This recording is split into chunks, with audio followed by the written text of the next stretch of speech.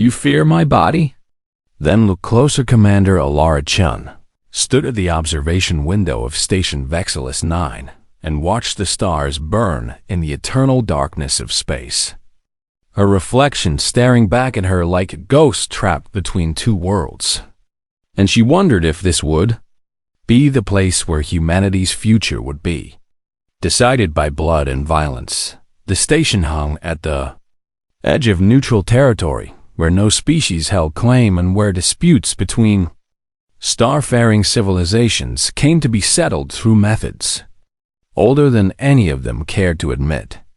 And Alara had been sent here with a mission that felt more like a death sentence than a diplomatic assignment. 3 months ago, the colony ship Esperanza had been making its way toward a new world with 12,000 souls aboard.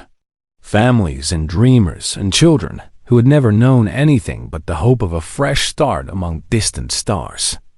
When the Kethvoran warships had appeared from the darkness like demons emerging from nightmare, there had been no warning and no demand for surrender and no attempt at communication before the weapons fired. And the Esperanza became a tomb of twisted metal and frozen bodies drifting through the void. And Alara had watched the footage so many times that she saw it whenever she closed her eyes.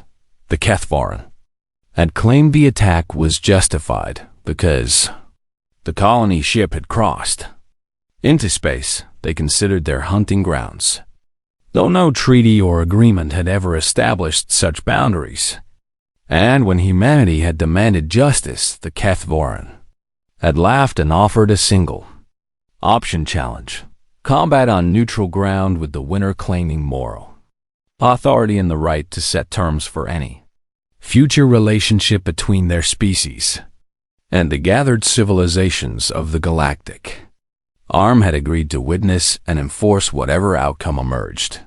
From the ancient ritual, Alara turned from the window when she heard the door behind her slide open and saw Admiral Torres enter with 2 armed guards flanking him like shadows. And his face carried the weight of impossible decisions that commanders throughout history had been forced to make. "The Kethvoran delegation has arrived," Torres said, and his voice was steady, but Alara could see the tension in his jaw and the way his hands remained clasped behind his back. "Warlord Thexarak himself has come to represent their interests, and he is demanding to face our champion." "I know who Thexarak is," Alara replied, and felt the cold anger that had lived in her chest since the day she learned about the Esperanza. He gave the order to destroy the colony ship, and he watched from his command bridge while children died in the vacuum. Torres nodded slowly and seemed to age 10 years in the span of a single breath before he spoke again. "The rules of challenge combat are absolute and have been honored by every species in this sector for thousands of years. And they state that each side must nominate a single warrior to fight without weapons or armor until one yields or dies. And if we refuse the challenge," Alara said, though she already knew the answer, because she had studied every record and precedent she could find during the journey to Vexilus 9, then the Kethvoran had declared the moral victors and gained the right to treat humanity as a subordinate species. Torres said, and his voice cracked slightly on the word subordinate. "Every human ship in their territory could be legally seized, and every human colony within their claimed sphere could be raided without any other species lifting a finger to help us." Alara walked past the Admiral and stopped at the door, where the guards watched her with expressions that mixed respect and something that looked almost like pity. And she thought about the 12,000 names that had been read aloud at the memorial service on Earth.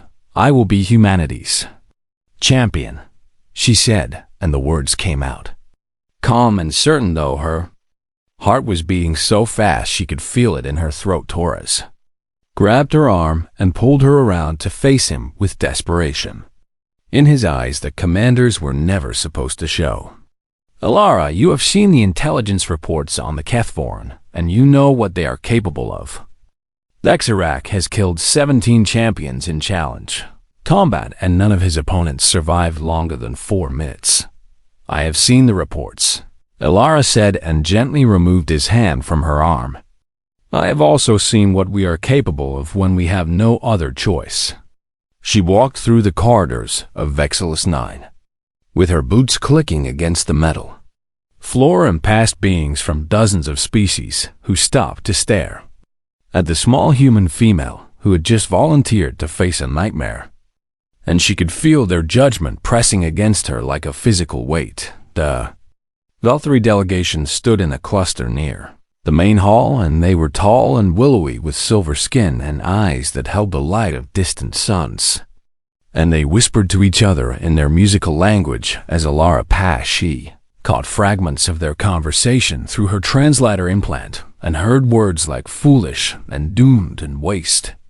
And she kept walking because their opinions meant nothing compared to the faces of the dead that followed her everywhere she went. The main hall of Vexillus 9 was a vast dome that had been designed to accommodate species of every size and shape, with sections of seating that ranged from pools of liquid for aquatic beings to perches for those who preferred heights. And at the center of it all was the circular pit where challenges had been fought for millennia. Elara entered through the human delegation's entrance and saw her people gathered in their small section of the hall. Engineers and scientists and diplomats who had never expected to witness something so barbaric. And she felt a surge of protectiveness that surprised her with its intensity. These were the soft thinkers that other species mocked when they talked about humanity. The ones who preferred equations to violence and cooperation to conquest. And Elara had spent her entire career protecting them from the darkness that lurked between the stars. Then the Kethvoran entrance opened, and Elara understood for the first time why every species in the galaxy whispered about them with fear in their voices. Thex. Arik was massive in a way that transcended simple measurements and made the primitive parts of Elara's brain scream at her to run. And he walked into the hall with the confidence of a creature that had never known defeat. His body was covered in chitinous armor that gleamed like polished obsidian under the lights of the dome. And from his torso extended 6 limbs that ended in natural blades sharp enough to slice through steel. And his head was a horror of compound eyes and mandibles that clicked together in what might have been laughter. Behind him came his delegation of warriors, who were smaller than their leader but no less terrifying. And they moved with the fluid grace of predators who had evolved at the top of their food chain and had never been challenged for their position. Thex. Arik stopped at the edge of the pit and turned those compound eyes toward the human section, and found Elara standing at the front of her people. And for a long moment neither of them moved as the weight of what was to come settled over the hall. The translator implant in Elara's ear crackled as it processed the clicking sounds that emerged from Dexarak's mandibles, and his words came through in a voice that dripped with contempt and amusement. So this is the champion that humanity sends to face me, he said, and his warriors clicked their own mandibles in what was clearly laughter. A female of their species who is small even by their pathetic standards and who carries no mark of combat upon her skin. Elara did not respond because she had learned long ago that words meant nothing to creatures like Dexoric, who understood only the language of violence and domination. I killed 12,000 of your kind with a single command. Dexoric continued and took a step closer to the pit, as if he could not wait to begin.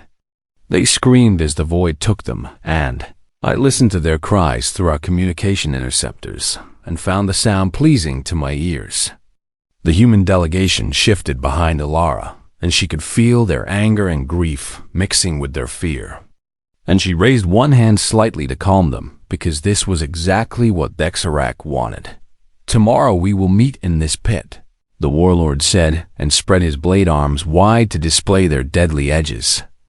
And I will show the galaxy what happens to prey species who forget their place in the natural order of things. He turned and walked back through his entrance, with his warriors following behind him. And the hall erupted in whispers from every delegation as they discussed what they had just witnessed. Alara stood alone at the edge of the pit and looked down at the polished stone where so much blood had been spilled throughout the centuries. And she thought about all the training she had endured and all the battles she had survived and all the enemies she had faced in humanity's name. Tomorrow, she would show them what a human could do when there was nowhere left to run. The night before the challenge was the longest of Alara's life, and she spent most of it sitting in her quarters on Vexillus 9, staring at the small holographic display that showed the faces of those who had died aboard the Esperanza. There was a girl named Sophia, who had been 7 years old and who had wanted to be a xenobiologist so she could study the strange creatures of other worlds.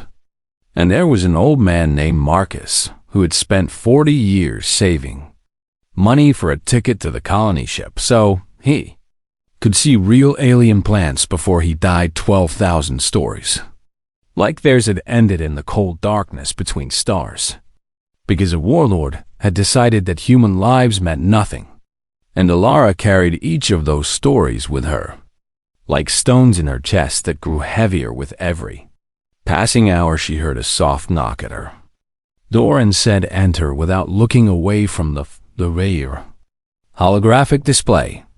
And Admiral Torres walked in with 2 cups of something that steamed in the recycled air of the station.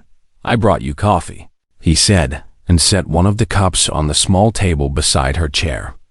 "Real coffee that I have been saving for a special occasion."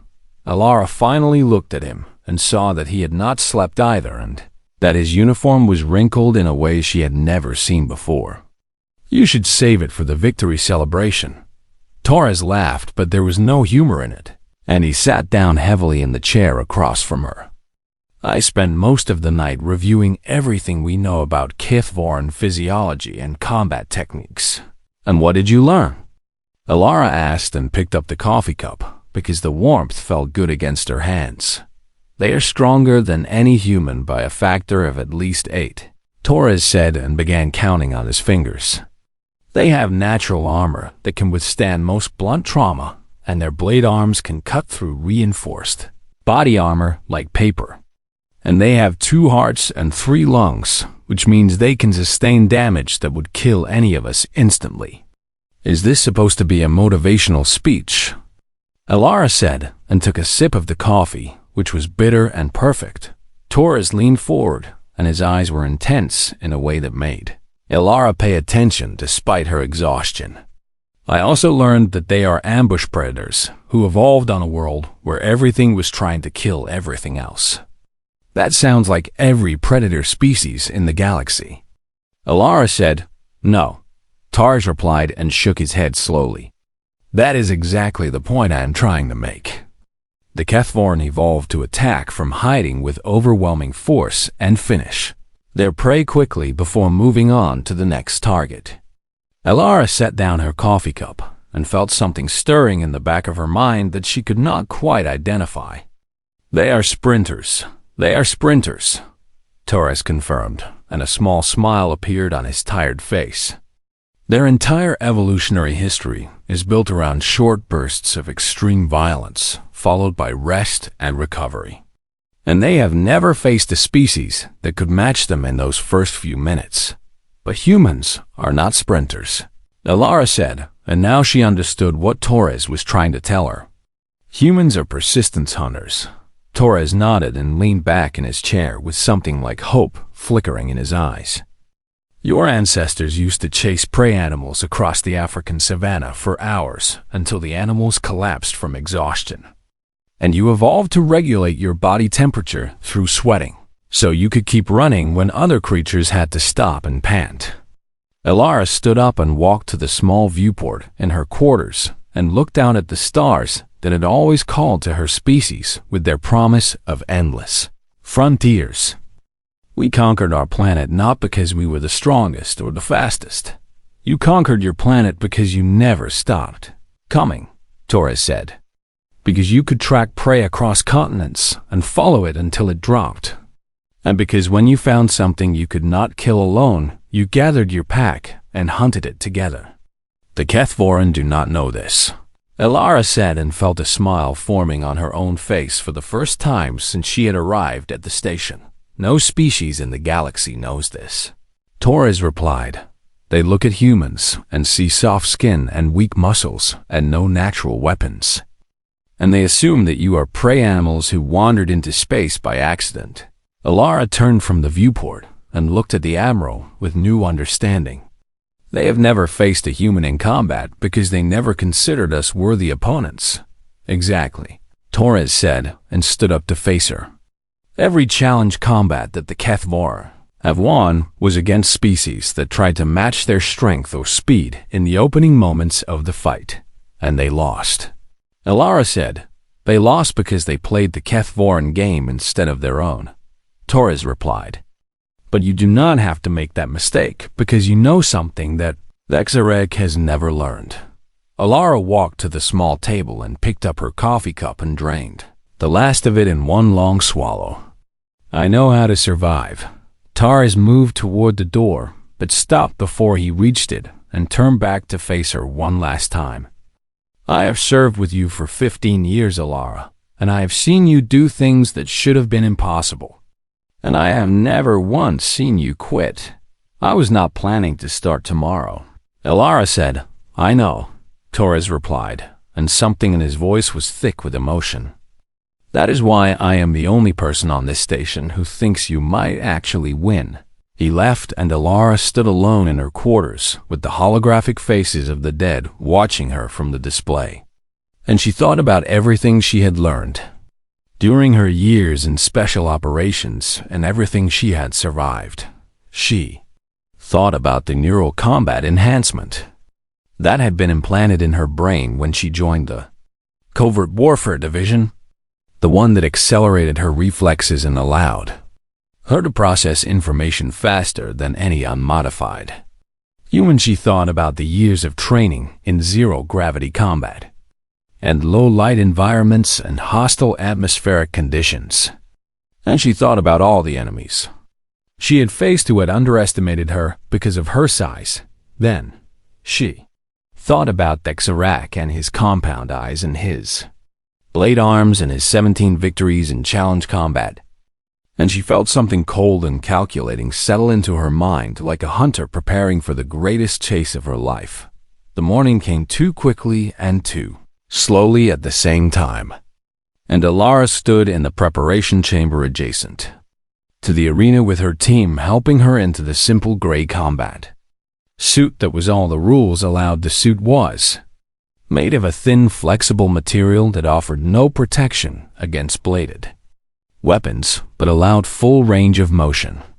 And it was designed to show the spectators that neither combatant carried any hidden advantages into the pit. Elara stretched her muscles and ran through the mental exercises that her trainers had taught her so many years ago. And she felt her heart rate slow and her breathing deepen as she entered the state of controlled focus that had kept her alive through dozens of impossible missions. The door to the arena opened and the sound of thousands of voices washed over her like a wave of noise that threatened to drown her in its intensity. And she stepped through into the light of the great dome with every eye in the galaxy watching hers. The arena floor was polished stone that had been worn smooth by centuries of combat. And Elara walked to the center with her boots making soft sounds that were lost in the rumble of the crowd. She looked around at the gathered delegations and saw Velthri and Draxon and Calamari and dozens of other species she had studied during her preparation for this mission. And she saw their expressions of pity and contempt and cruel anticipation. Then, the Kethvoran entrance opened, and Xerac emerged into the arena with his warriors, chanting something that sounded like a death march. And the crowd surged with excitement as the favorite entered the pit. He walked toward Elara with slow, deliberate steps that made his massive form seem even larger and his compound eyes fixed on her with an intensity that would have made most creatures freeze in. Alara did not freeze, and she did not look away, and she did not take a single step backward as the nightmare approached. Thex. Eric stopped 5 meters away from her and spread his blade arms wide in a display that was clearly meant to intimidate, and spines extended from his back, and his secondary limbs unfolded to reveal more natural weapons that gleamed under the arena lights. "You fear my body," the translator conveyed his clicking words. "Then look closer, little prey, and see what will unmake you." Alara looked directly into his compound eyes and held the gaze without blinking, and she saw something flicker in those alien orbs that might have been the first moment of uncertainty Vexarake had ever experienced. "I see you," she said, and her voice was calm and steady. "And I am not afraid." The arena fell silent as every being present realized that the small human female had just issued a challenge that no prey animal should ever make. And Vexarak's mandibles clicked together in what might have been confusion. Something ancient stirred in the depths of his predator brain and sent warning signals that he had never felt before. And for the first time in his life, Vexarak looked at another creature and did not immediately see food. He saw something that looked back at him with the eyes of a hunter. The arbiter of the challenge was a Volturi elder named Solanas, who stood at the edge of the pit in robes that shimmered like starlight, and her voice rang out across the arena with the authority of ancient tradition. This challenge has been called by the Kethvaran, Dominion against the human commonwealth, in the matter of the destruction of the colony, Vessel Esperanza, and the 12,000 lives lost aboard her. Solanas announced, and her words echoed from every surface of the Great Dome. "The terms are absolute and binding upon all species who have gathered to witness," she continued. "Single combat between designated champions with no weapons or armor, and no interference from outside parties until one combatant yields or dies." Alara listened to the formal words and felt the weight of everything that had brought her to this moment pressing down upon her shoulders.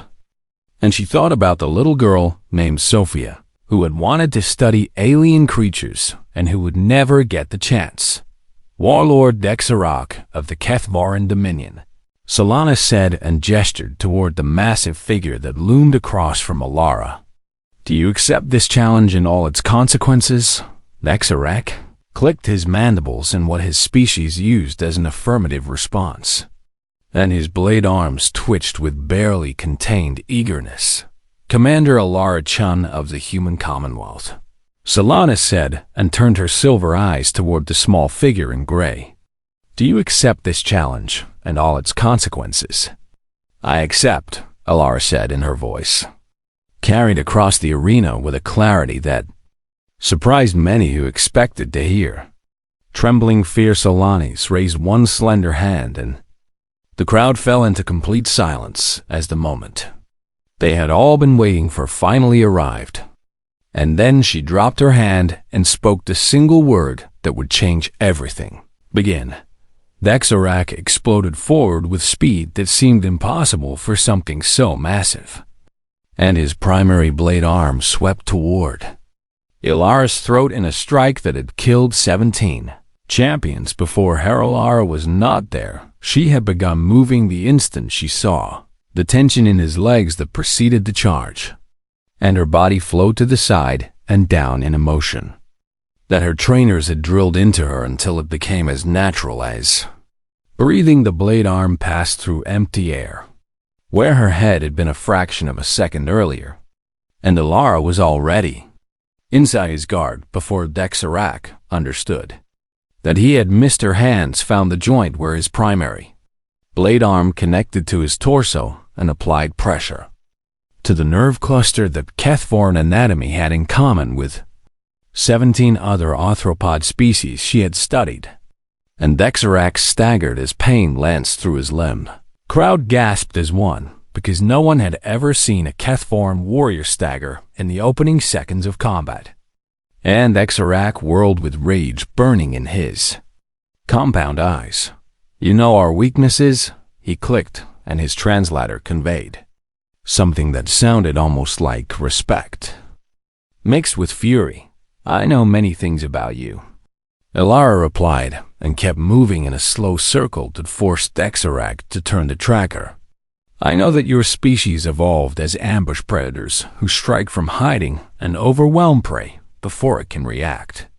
Dexerac attacked again with a combination of strikes from multiple limbs that would have torn most opponents into pieces.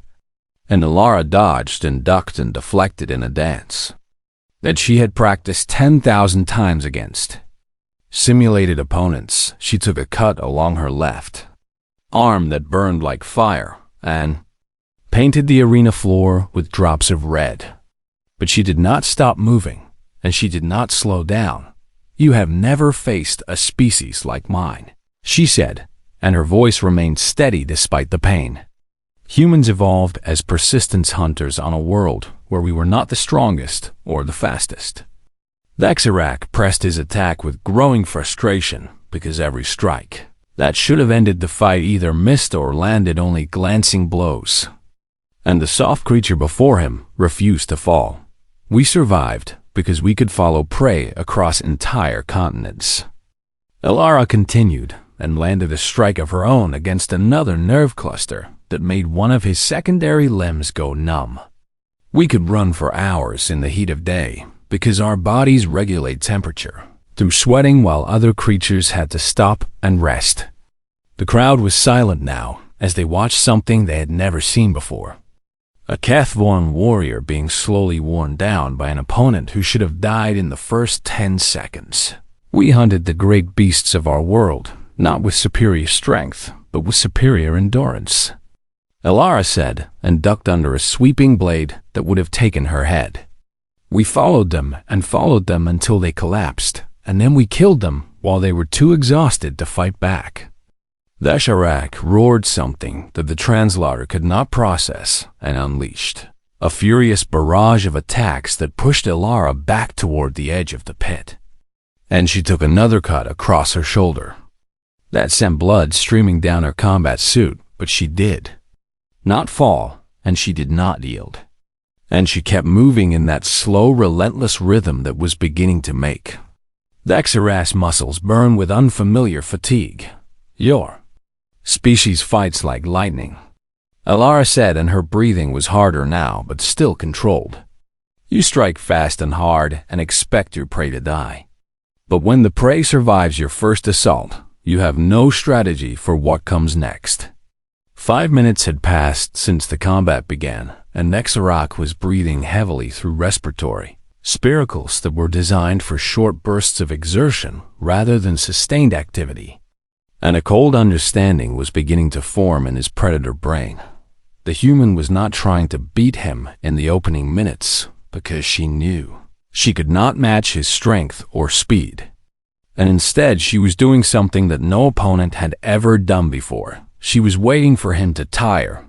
You see it now, Elara said, and there was something in her voice that made Dexerac's ancient instincts scream warnings he had never heard before. You understand what I am. What are you? Dexerac demanded, and his voice was ragged with exhaustion that he had never experienced in combat. Elara smiled, and it was not a pleasant expression, and it reminded every watching being of something they had forgotten about the soft species from the third planet of an unremarkable star. I am a human, she said, and humans are the monsters that other monsters tell stories about. She launched forward with an attack that caught Dexerac off guard because she had been defensive for so long that he had forgotten she could strike. And her fist connected with a sensory organ on his head that sent flashes of pain through his neural network. He stumbled backward, and she followed without hesitation. And for the first time in 17 challenge combats, Dexerac was the one retreating. My ancestors hunted the great cats of our savannas and drove them to extinction, Elara said, and struck again at another vulnerable point. We killed the giant bears of our northern lands and hung their skulls in our dwellings as trophies. Xerac tried to rally with a spinning attack that used all of his remaining energy, and Alara took the blow across her side with a crack that told her at least one rib had broken. She did not stop. "We domesticated wolves by being more frightening than wolves," she said through gritted teeth. "We tamed horses by chasing them until they accepted us as their masters." Blood was flowing freely from wounds on both combatants now, and the arena floor was slick with mingled fluids. And the crowd watched in stunned silence as the battle they had expected to last seconds stretched into its 10th minute. "Every species on our planet learned to fear us," Alara said, and her attacks were slower now, but they kept coming with mechanical precision. "Even the ones that could kill us individually learned to run when they saw groups of humans approaching." Xerac was gasping for breath, and his movements had become sluggish in a way that made his warriors in the stands shift with growing unease. And he looked at the small, bleeding creature before him with something that might have been the beginning of fear. "You cannot beat me," he said, but his voice lacked the confidence it had carried at the start of the fight. Alara laughed, and it was a sound that carried across the silent arena and made beings from every species feel a chill run through whatever passed for their spines. "I do not need to beat you," she said. "I only need to outlast you. And humans have been outlasting stronger opponents since before your species crawled out of whatever hell spawned it." She raised her fists and prepared to continue the hunt that her ancestors had perfected over millions of years of evolutionary pressure. "Now," she said with blood dripping from a dozen wounds and fire burning in eyes that had never looked away from her prey, "let us see which of us falls first."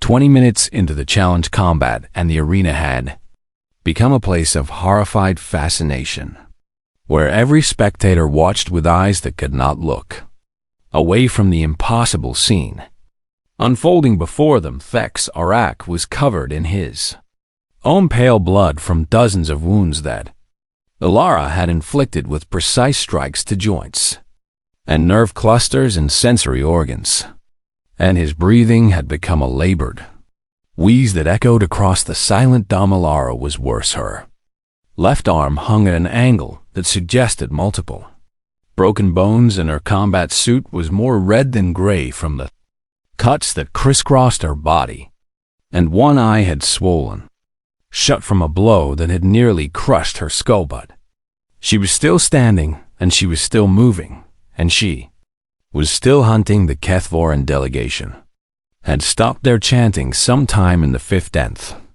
minute when they realized that their champion was no longer winning. And now they sat in stunned silence, watching something that should not have been possible. "Why will you not fall?" Xerac demanded, and his voice was a rasping whisper that bore no resemblance to the confident roar he had started with. "Because I cannot," Alara replied, and circled slowly to his left where his vision was weakest due to the damaged sensory organs she had targeted. "Because 12,000 of my people died in the cold and the dark, and the least I can do is bleed for them." She struck again with her good hand and found another nerve cluster that made Xerac's right blade arm spasm uncontrollably, and he roared in frustration and pain and something that was beginning to sound like desperation. The Velthri delegation was whispering among themselves, and Alara caught fragments through her translator about persistence predators and evolutionary psychology and the terrifying implications of what they were witnessing. "Your species looked at us and saw prey," Alara said, and blocked a clumsy strike that would have killed her if Xerac had delivered it with his full speed. "You saw soft skin and dull teeth and forward-facing eyes, and assumed we were helpless creatures who had stumbled into space by accident." She ducked under another attack and came up inside his guard again and drove her elbow into a respiratory spiracle that made him choke and stagger. And she followed up with a kick to the joint of his leg that brought him down to one knee. "You never asked why our eyes face Forward, she continued and moved back before he could grab her. With his secondary limbs. You never wondered what kind of creature needs binocular vision to judge distance. Dexarek forced himself back to his feet with visible effort, and his compound eyes tracked Alara's movement with growing difficulty as exhaustion clouded his neural processing. What does it matter? It matters because forward-facing eyes are the mark of a predator, Alara said. Prey animals have eyes on the sides of their heads so they can watch for threats. But predators have eyes in front so they can track their targets. She gestured at her own swollen face with her working hand. Look at me, Dexarak, and tell me what you see now. Is this the face of prey? Dexarak looked at her with compound eyes that had watched 17 opponents die and saw something that made the ancient parts of his brain flood his system with chemicals that screamed danger. The small soft creature before him was covered in blood and broken in multiple places and should have been dead 10 times over. And yet she stood there, watching him with the patient certainty of something that knew exactly how this hunt would. And you are different, he said, and the admission seemed to cost him something. You are not like the others who fought me. No, Alara agreed. They tried to beat you at your own game, and they lost, because no species can match the Kethvoran. In a contest of pure violence, she began circling again and forced him to turn on legs that trembled with fatigue. But I am not trying to beat you in violence. I am trying to survive longer than you can fight. And that is a contest that humans have never lost. Dexarak attacked with renewed fury that drew on reserves he did not know he had. And his blade arms swept through the air in patterns that have killed countless opponents before Alara. Took another cut across her back and felt the blade scrape against her spine in a way that sent electric pain shooting through her entire body. And she stumbled forward and nearly fell, but she did not fall. She caught herself with her broken arm and screamed as the bones ground together, but she turned the stumble into a roll that brought her up behind Dexarek. And she drove her fist into the cluster of nerves at the base of his skull. He went down hard, and the arena floor cracked under his weight, and for a moment the crowd thought it was over. But then he pushed himself up with shaking limbs and turned to face her again. Why? He asked, and his voice was barely a whisper now. Why do you keep fighting when you must know you cannot win? Alara wiped blood from her good eye and looked at the massive form of the warlord, who had murdered 12,000 of her people. And she felt the cold anger that had sustained her through this nightmare burn even brighter. Because I am human, she said. And we do not stop. She walked toward him with slow, deliberate steps that left bloody footprints on the arena floor. And Dexarak watched her approach with something in his compound eyes that might have been the first fear he had ever experienced. My species conquered our planet not because we were the apex predators, she said. We were not the strongest or the fastest or the most dangerous creatures on Earth. She stopped just outside the range of his blade arms and looked up at him without flinching. We conquered because we were the most stubborn, the most persistent, the most absolutely unwilling to accept defeat. Dexarak tried to raise his blade arms, but they moved slowly now and trembled with exhaustion. And Alara simply stepped aside from his attack and let him overbalance. We domesticated wolves by following them until they gave up running, she said, and struck the back of his knee joint. We drove mammoths off cliffs by chasing them for days until they stampeded in panic. He went down again, and this time it took longer for him to rise. And when he finally made it back to his feet, his movements were those of a creature that had pushed itself beyond its limits. We crossed oceans in boats made of wood because we wanted to see what was on the other side. Alara continued, and her voice was getting stronger, even as her body weakened. We climbed mountains because they were there, and we went to our moon because we could. The human delegation was on there. Feet now, and Admiral Torres had tears streaming down his face as he watched his commander teach the galaxy what humanity truly was. And when we found that the universe was full of species who saw us as prey, Alara said, and struck again at another nerve cluster. We did not hide, and we did not run, and we did not accept the place you tried to put us in. The HFY collapsed to his knees, and his blade arms hung limp at his sides, and his compound eyes stared at Alara with something that had never existed in his species before. Respect. You are not prey, he said, and the admission echoed across the silent arena. No. Alara replied and stood before him with her broken body held upright by nothing but willpower and rage and the memory of 12,000 souls who deserved justice. We never were. She reached out with her working hand and grabbed one of the carved symbols on his carapace that represented his victories in challenge combat. And with a single sharp motion, she tore it free. Space Orcs did not resist. She tore another and another until the symbols that represented 17 dead champions lay scattered on the arena floor. And then she stepped back and looked at the warlord who had murdered her people. Now, she said, we see which of us will rise again. The arena was silent in a way that seemed to swallow all sound and leave only the harsh breathing of two broken combatants who had pushed themselves beyond anything their species had ever experienced. Eric knelt on the blood-slicked stone with his blade arms hanging useless at his sides, and his compound eyes fixed on the small human who had done what 17 champions could know. Lara stood before him with her body screaming in agony from wounds that would have killed most beings, and her vision swimming from blood, loss, and exhaustion.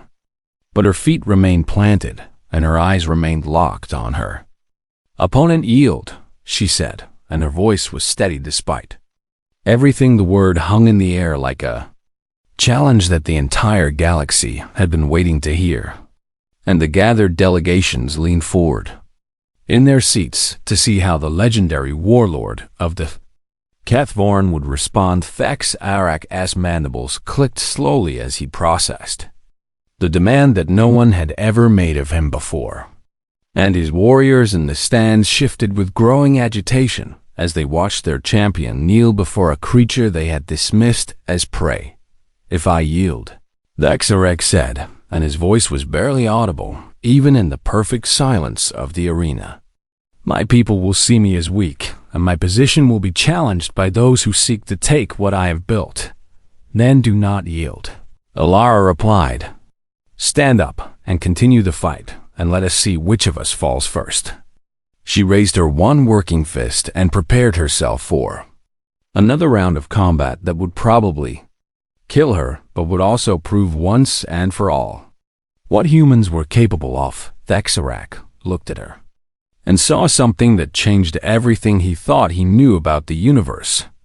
A creature that was half his size and possessed none of his natural weapons, but who stood before him ready to die rather than accept defeat. Why do you not simply kill me? He asked. The rules permitted, and your people would celebrate my death. Alara lowered her fist and considered the question with the same careful analysis she had applied to every moment of this fight.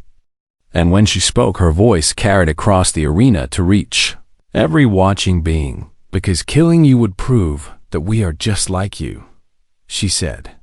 And we are not like you. She gestured at the scattered symbols of his victories that lay around them on the bloody stone. You murdered 12,000 of my people because you saw them as prey, and their deaths meant nothing to you. That is the way of the galaxy, the HFY said. The strong take from the weak, and the weak submit or die. That is the way of beasts, Alara replied. And humans are more than beasts, even if we were shaped by the same evolutionary pressures that created every predator in the cosmos. She took a step closer to him, despite her body's screaming protests, and looked directly into his compound eyes with an intensity that made him want to look away. We learned to hunt as a pack, and we learned that the pack is stronger than any individual, she said. We learned to care for our wounded and sick instead of abandoning them because we understood that the strength of the group depends on the bonds between its members. Dexarek listened, and something stirred in his ancient brain that felt almost like understanding. Like a door opening to a room he had never known existed. We could have become the greatest monsters in the galaxy. Alara continued. We have the intelligence and the persistence and the adaptability to conquer every species we encounter if we chose to use those gifts for domination. She held up her broken hand with its shattered bones and torn flesh and showed it to the warlord who had done so much to destroy her. But we choose differently. We choose to offer peace before war and cooperation before conquest, because we have learned that the pack grows stronger when it grows larger. The Velthari delegation was whispering again, and Alara could hear them discussing the implications of what she was saying. The possibility that humanity was not just another predator species, but something new. I am offering you a choice that no one has ever offered the Kethvoran, Alara said, and her voice rang with conviction despite her exhaustion. You can yield and join us as allies who hunt together rather than against each other. Or you can continue fighting and one of us will die and nothing will change. Dexarek's compound eyes studied her for a long moment and saw the truth of what she was saying reflected in every line of her battered body. And he realized that she was not offering him mercy. Because she was weak, she was offering him mercy. Because she was strong enough to do so even after everything he had done to her. People, you would forgive the death of 12,000 of your kind, he asked in genuine confusion.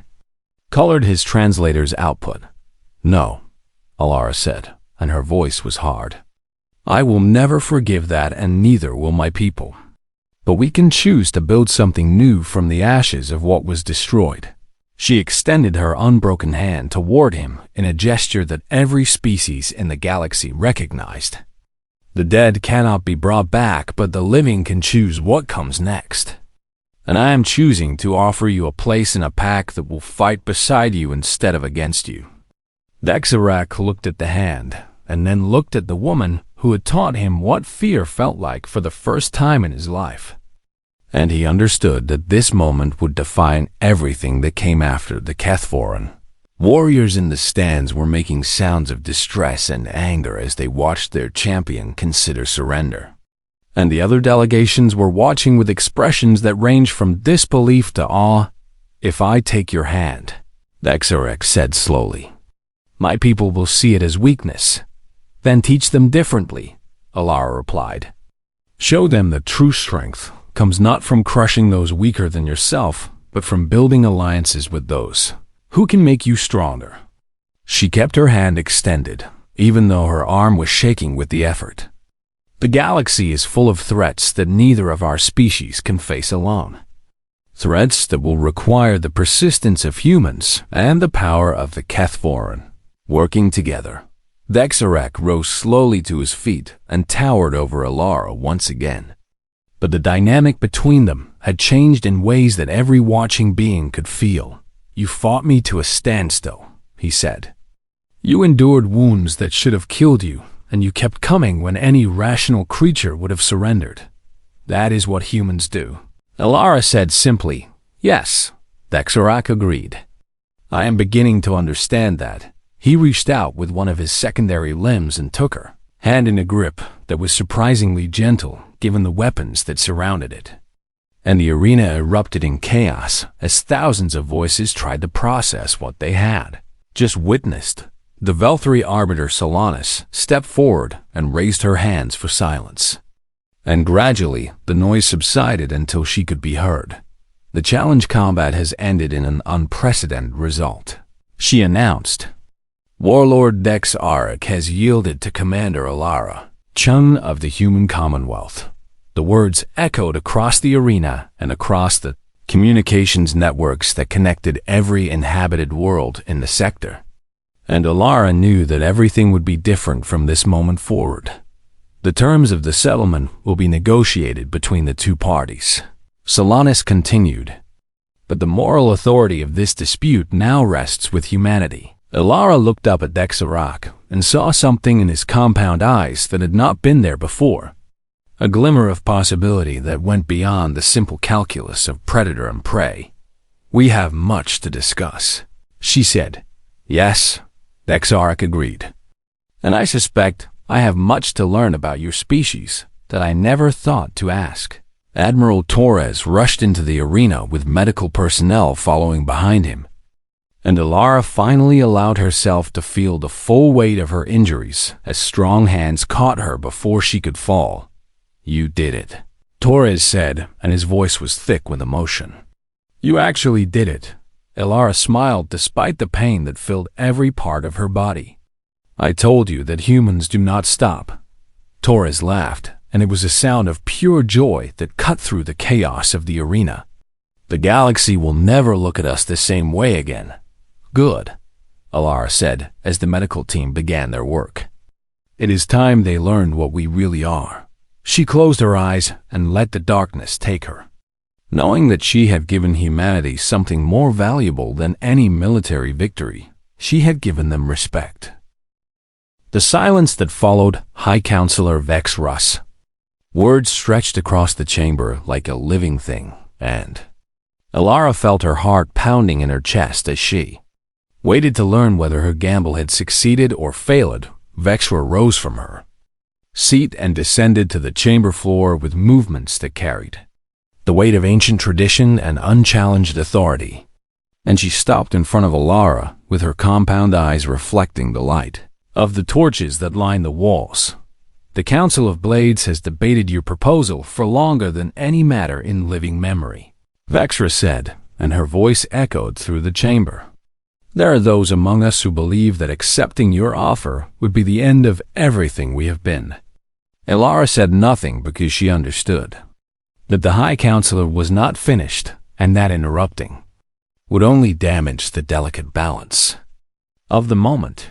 But there are also those who have listened to Vexarak's account of his time among your people, Vexra continued, "and who've begun to wonder if the path we have walked for so long leads anywhere but darkness." She gestured toward the trophies on the walls with one blade arm. "We have killed everything that threatened us, and yet we have never known peace. We have conquered every species we encountered, and yet we have never been satisfied. The hunger of a predator can never be filled," Elara said quietly, "because the hunger is not about food, but about fear." Vexra turned to look at her with something in her eyes that might have been surprise or might have been recognition. "You understand us better than I expected, human." "I understand predators," Elara replied. "My species evolved among them, and we became the greatest predators our world had ever seen. And then we chose to become something more." The High Counselor was silent for a long moment, and then she did something that made every Kethvorn in the chamber gasp with shock. She lowered her blade arms in the posture of submission that their species used to acknowledge a superior. "The Council of Blades accepts the offer of the human commonwealth," Vexra said, and her voice was steady despite the magnitude of what she was doing. "We will join your alliance and learn what it means to be part of a pack that does not devour itself." Elara felt tears prickling at her eyes, and she blinked them away because there would be time for emotion later. "On behalf of humanity and all the species of the Alliance, I welcome the Kethvorn as partners and friends." She extended her hand in the gesture that had become famous across the galaxy since her fight with Dexarak, and Vexra took it with a grip that was surprisingly gentle. "There will be those who oppose this decision," Vexra said quietly so that only Elara could hear. "Among my people, and among yours, and among every species in the galaxy, who fears what this change might bring." "Yes," Elara agreed. "But change always faces opposition, and the measure of a choice is not whether it is easy, but whether it is right." The High Counselor released her hand and turned to address the Council. "Let it be recorded that on this day the Kethvorn Dominion ended its war against the galaxy and began its journey towards something new." The chamber erupted in sounds that Elara could not interpret, but that felt like a mixture of celebration and grief and the strange relief that comes when a burden carried for too long is finally set down. Vexorak approached her through the crowd of moving bodies, and his translator conveyed emotions that she had never heard from a Kethvoran before. "You have done what I thought was impossible." "No," Alara said, and smiled up at him. "We have done what we all thought was impossible.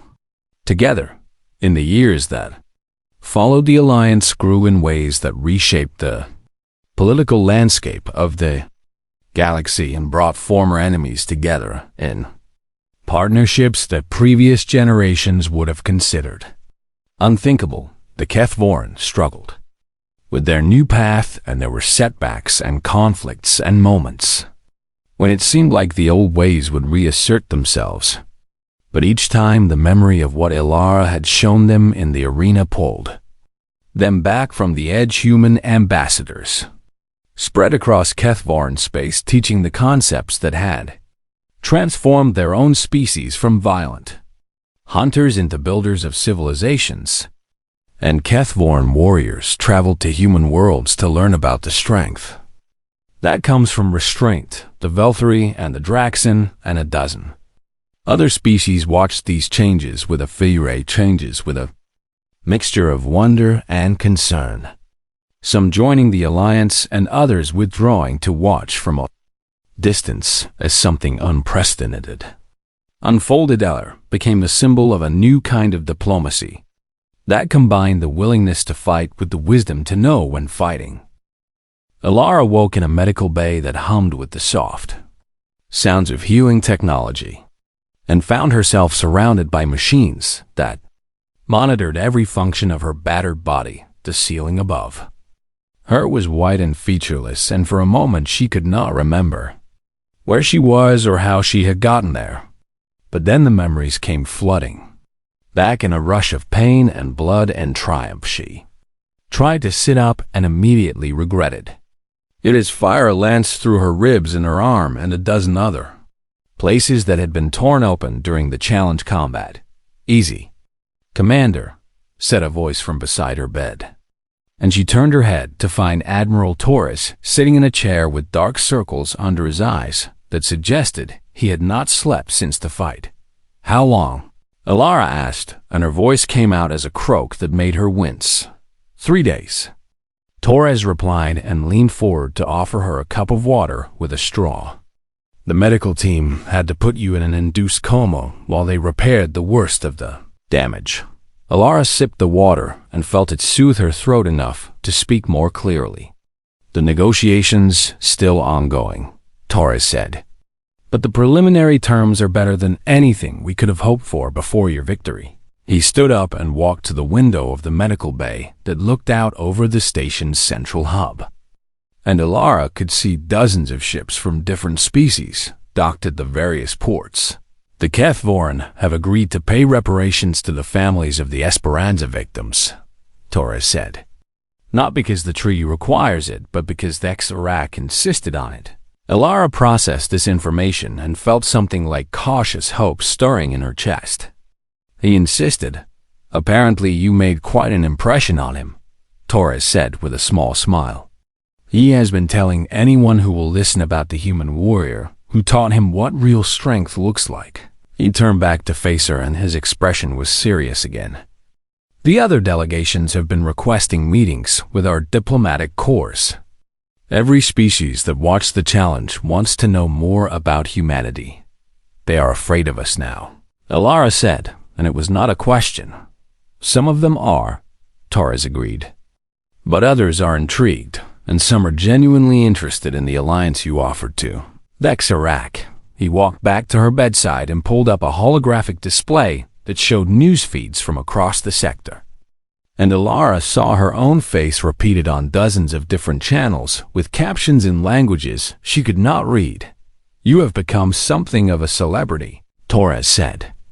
"The human who fought a monster and won without becoming a monster herself." Alara watched the footage of her broken body, standing over the kneeling form of Vexorak, and felt a complex mixture of pride and exhaustion, and something that might have been sadness. 12,000 people died, she said. I did not bring any of them back. Torres was quiet for a moment, and then he sat down on the edge of her bed with a weight that spoke of responsibilities he had never wanted. No, you did not, but you gave their deaths meaning. He gestured at the holographic displays with their endless stream of commentary and analysis. Every species in the galaxy is talking about what you said in that arena.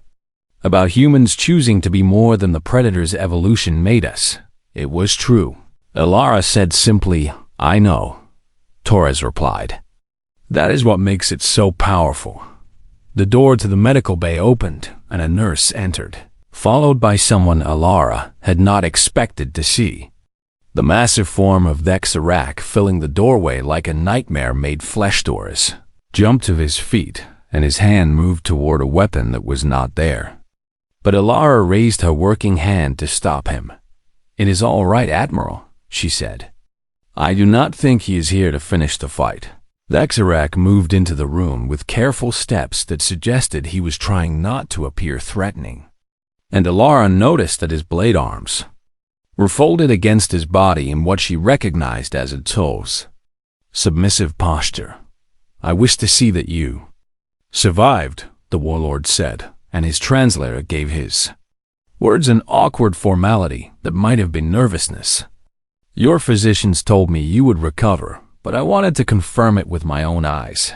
Elara studied him and saw that he still bore wounds from their battle. Pale scars on his chitin where her strikes had cut through his natural armor. I am harder to kill than I look, she said. Yes, Dexark agreed. I learned that lesson thoroughly. He moved closer to her bed and Torres tensed but did not interfere. And the warlord looked down at Elara with compound eyes that held none of the contempt she had seen before the fight. I have been thinking about what you said in the arena, Dexark said. About the pack and the strength that comes from bonds between its members. And what have you concluded? Elara asked at Dexark, was silent for a moment, and she could see him struggling to find words for concepts that his language might not have developed. My people have always believed that strength comes from domination, and that the purpose of power is to crush those weaker than ourselves. Many species believe that. Elara said, but you do not. Dexarak continued. You had me at your mercy, and you could have killed me and claimed victory for your people. But instead you offered me something I did not understand. He lowered himself to one knee, which brought his head closer to her level and allowed her to see his compound eyes more clearly. You offered me a place in your pack. I did, Elara confirmed. Why? Dexarak asked, and the question seemed to come from somewhere deep inside him. I killed 12,000 of your people, and you had every right to demand my death in return. Elara thought about the question, and about all the people who had died aboard the Esperanza, and about the little girl named Sophia, who would never study alien creatures, because killing you would not bring them back, she said finally. And because I believe that the galaxy can be better than it has been if we choose to make it so. Dexarak processed her words, and something shifted in his posture that suggested a decision had been made. I have spoken with the leaders of my people and told them what I learned in the arena. How did they respond? Torres asked from his position near the window. Some called for my death and accused me of bringing shame upon our species. Dexarak said without looking away from Elara. But others listened and asked questions that have never been asked before. He rose back to his full height, and his blade arms unfolded slightly in what Elara recognized as a gesture of openness. I wish to learn more about your people, and about the way you have chosen to exist in the galaxy. You want to understand humanity. Elara said, I want to understand how a species that was shaped by the same evolutionary pressures that created the Kethvoran chose a different path. Dexarak replied, I want to know if it is possible for my people to make the same choice. Torres stepped forward with his diplomatic instincts, clearly engaged. We would welcome the opportunity to host a Kethvoran delegation on one of our colony worlds. Then Zarak turned to face the Admiral and considered the offer with the careful attention of a warrior evaluating a potential battlefield. I would need assurances of safe passage and the right to leave if my people decide that your ways are not compatible with our nature. Of course, Torres said. We would not force anything upon you or your people. The warlord turned back to Alara and made a gesture with his blade arms that she did not recognize, but that felt like it might be significant. I will tell my delegation to accept the terms of the settlement and to begin preparing for the exchange of ambassadors. He moved toward the door and then stopped and looked back at Alara one more time. You are the strangest enemy I have ever faced, Commander Chun. I prefer to be called Alara. She said that Zarak clicked his mandibles in what might have been amusement. Very well, Alara. I look forward to learning what else your species has to teach me. He left, and Torres exhaled a breath that he seemed to have been holding since the warlord entered the room. That was not what I expected. Alara smiled despite the pain that still filled her body. Humans are full of surprises, Admiral. It is time the galaxy learned that. Torres laughed and shook his head in wonder at the impossible situation they had found themselves in. Rest, Commander. We have a lot of work ahead of us. Alara closed her eyes and let the healing machines do their work while her mind turned over the possibilities that had opened before humanity. And she thought about what kind of future they might build now that they had finally been seeing for what they truly were: not prey and not monsters, but something new and strange and wonderful, something that might change everything. 6 months after the challenge combat on Vexillus 9, the galaxy had begun to change in ways that no one had predicted, in that many species found deeply unsettled. Angela stood on the observation deck of the human diplomatic vessel Horizon and watched as the Kethvoran homeworld of Vexter grew larger in the viewscreen, its red continents and purple oceans creating a pattern that looked almost like blood spreading through water. She had recovered fully from her wounds, though the scars remained as a reminder of what she had endured.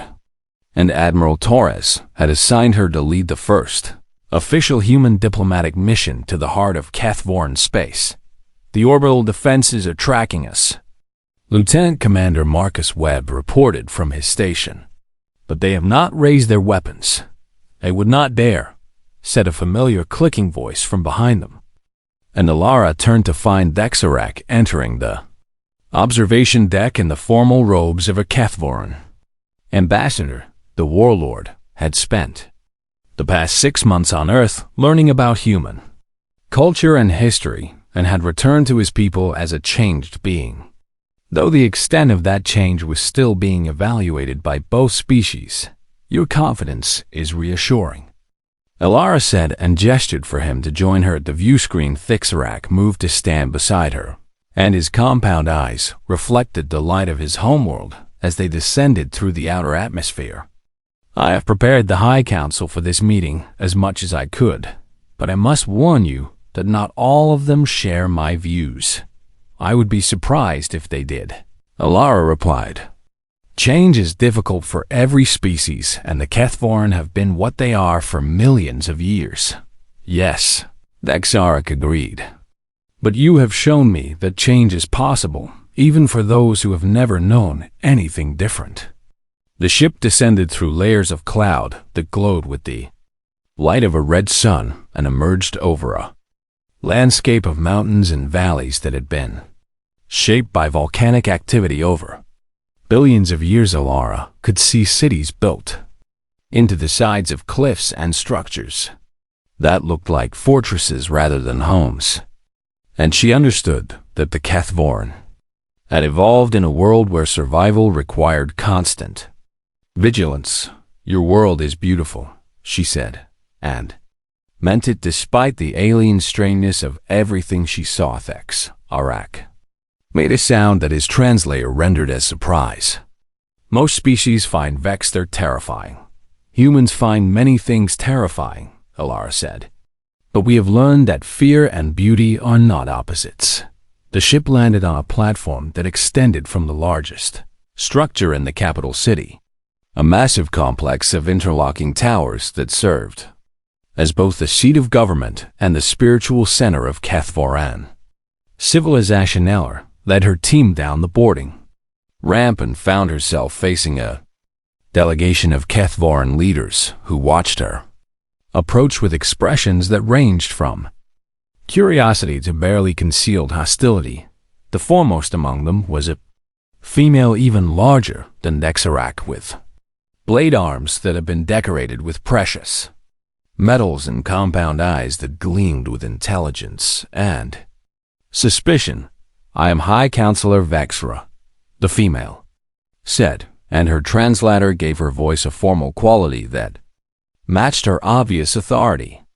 "I speak for the Council of Blades and the people of the Kethvoran Dominion. I am Commander Alara Chun of the Human Commonwealth." Alara replied and inclined her head in the greeting gesture that Dexarak had taught her. "I bring greetings from Earth and the hope that our peoples can build something new together." Vexra studied her for a long moment, and Alara could feel the weight of alien judgment pressing against her like a physical force. "Dexarak has told us much about you, human. He says that you taught him the meaning of true strength." "I showed him what humans are capable of," Alara said carefully. "What he learned from that is his own wisdom." Vexra made a sound that might have been laughter, or might have been something else entirely. "You are diplomatic for a warrior who nearly killed one of our greatest champions." "I am both a warrior and a diplomat," Alara replied. "My species has learned that the two are not incompatible." The High Counselor gestured for them to follow and led the way into the complex through corridors that had been carved from solid rock and decorated with the remains of creatures that had once threatened the Kethvoran. Studied the trophies as they walked and recognized the evolutionary logic behind them. A species that had survived by killing everything that threatened them and displaying the proof of their victories. "You are looking at our history," Vexra said, without turning around. "Every creature on those walls tried to destroy us, and we destroyed them instead. Humans have similar traditions," Alara said. "We hunted the great beasts of our world until many of them no longer existed." Vexra stopped and turned to face her with something like interest in her compound eyes. "Dexarak told me this, but I did not believe him. Your species does not look capable of such violence. Appearances can be deceiving," Alara said. "Our ancestors hunted mammoths and saber-toothed cats and cave bears, creatures that were far larger and more dangerous than we were." "How?" Vexra asked. "We worked together," Alara replied. "We used our intelligence to create weapons and our endurance to chase prey until it collapsed. And we supported each other when individuals fell." The High Counselor considered this for a moment and then resumed walking. "Your species sounds more like us than I expected. In some ways we are very similar," Alara agreed. "But in other ways we have chosen different paths." They entered a vast chamber that served as the meeting hall of the Council of Blades, a circular space surrounded by seats carved into the walls where dozens of Kethvoran leaders waited with weapons ready. And eyes alert, Alara walked to the center of the chamber with her team behind her and felt the attention of every being in the room focusing on her like the pressure before a storm. "The Council of Blades has agreed to hear the proposal of the Human Commonwealth," Vexra announced and took her seat at the highest point of the chamber. "Speak, human, and tell us what you offer." Alara looked around at the assembled leaders of a species that had terrorized the galaxy for millennia and felt the weight of everything that depended on what she said next. "I offer you a choice," she began. "The same choice I offered Dexarak in the arena on Vexilus 9. She turned slowly to address each section of the chamber. "Your people have been hunters and conquerors for millions of years. You have built an empire on the bodies of those weaker than yourselves, and you have never known any other way." Murmurs rippled through the chamber, but Vexra raised one blade arm, and silence fell immediately. Humans were the same once. Alara continued. We hunted everything that moved, and we killed each other over territory and resources, and things that seem meaningless now.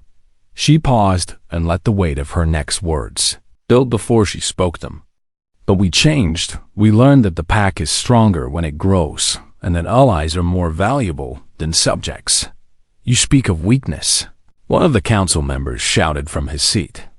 You speak of letting the prey survive to threaten us later. No, Alara replied, and her voice was hard enough to cut through the objection. I speak of strength that does not require destruction to prove itself. She pointed at the trophies that decorated the walls of the chamber. You have killed everything that threatened you, and yet you still live in fear. You still build fortresses instead of homes, and you still see every other species as either predator or prey. That is the nature of the galaxy. Vexra said, That is the nature you have chosen, Alara corrected. But there are other choices available if you have the courage to make them. She held up her scarred hand and showed it to the council. I bear the marks of my fight with Dexarak, and I will carry them for the rest of my life. But I also carry something more valuable. What? Vexra asked. Hope, Alara said. Hope that the galaxy can be better than it has been. Hope that species who were enemies can become allies. Hope that the future does not have to be defined by the violence of the past. The chamber was silent as the Kethvaran. Leaders processed words that challenged everything they had ever believed. And Alara could see some of them looking at Dexarak with expressions that mixed. Confusion was something that might have been. Curiosity. Humans are offering the Kethvaran a place in an alliance of species who have chosen. Cooperation over conquest, Alara said. We ask nothing in return, except your word that you will honor the terms of any agreement we reach. Vexra leaned forward in her seat and studied Alara with eyes that had seen empires rise and fall. And if we refuse this offer, then nothing changes, Alara said simply. You continue as you have always been, and we continue as we have chosen to become. And perhaps one day our descendants will find a better path. She met the High Counselor's gaze without flinching. But I believe that today can be the beginning of something new if you are willing to take the first step. The council erupted in debate that lasted for hours as factions argued and threatened, and negotiated in ways that Alara could barely follow. But through it all, she stood in the center of the chamber and waited with the patience that her ancestors had learned on the savannas of Earth. Finally, Vexra raised her blade arms and called for silence. And when she spoke, her voice carried the weight of a decision that would shape the future of her species. The Council of Blades has reached a verdict.